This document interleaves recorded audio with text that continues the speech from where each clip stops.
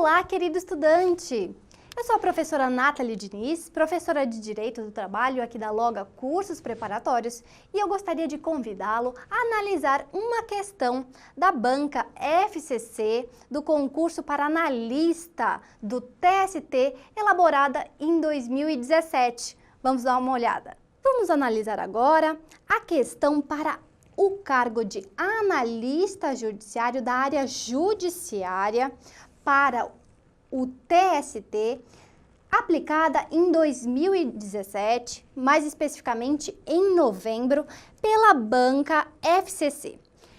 Essa questão trata essencialmente do tema teletrabalho, que ganhou uma regulamentação específica com a reforma trabalhista que foi instituída pela Lei 13.467 de 2017. Vamos analisar então as assertivas a seguir.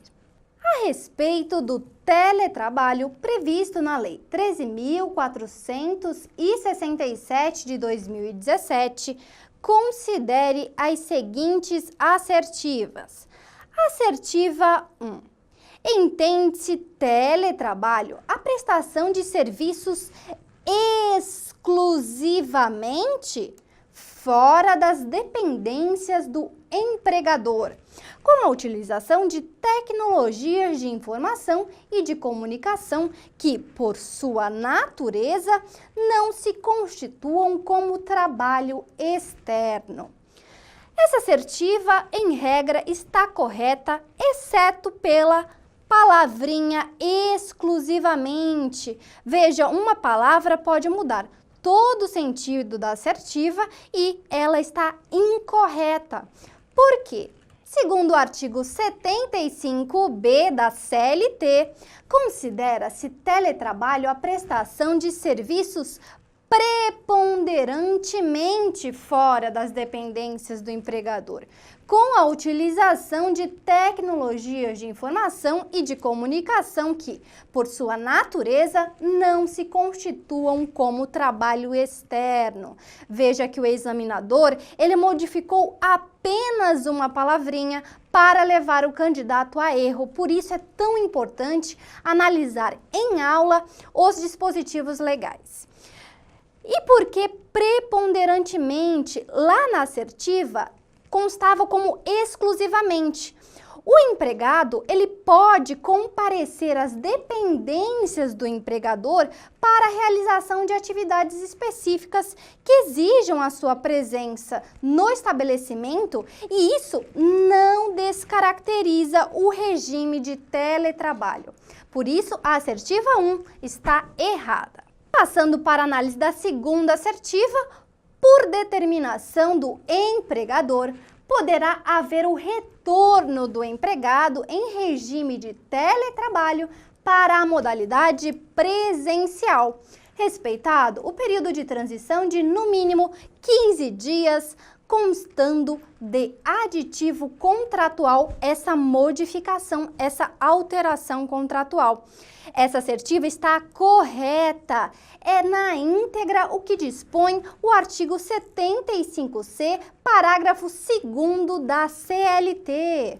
Vamos analisar agora a assertiva 3, que prevê que a alteração contratual atinente à mudança do regime presencial para o de teletrabalho só pode ser efetivada se houver acordo mútuo entre empregado e empregador, devendo ser formalizada mediante aditivo contratual.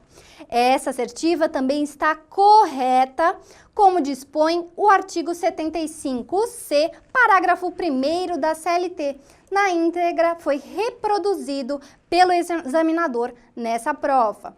Poderá ser realizada alteração entre o regime presencial para o de teletrabalho, desde que haja o mútuo consentimento entre as partes, tanto o empregador como o empregado. As partes da relação de trabalho devem querer essa mudança. E a mudança deve ser sempre registrada em aditivo contratual. Vamos analisar agora a assertiva 4. O comparecimento às dependências do empregador Para a realização de atividades específicas que exijam a presença do empregado no estabelecimento, descaracteriza o regime de teletrabalho. Nós já vimos na assertiva 1 que, conforme o artigo 75b, parágrafo único da CLT, não descaracteriza o regime de teletrabalho o comparecimento do empregado às dependências do empregador. Então, essa assertiva está errada.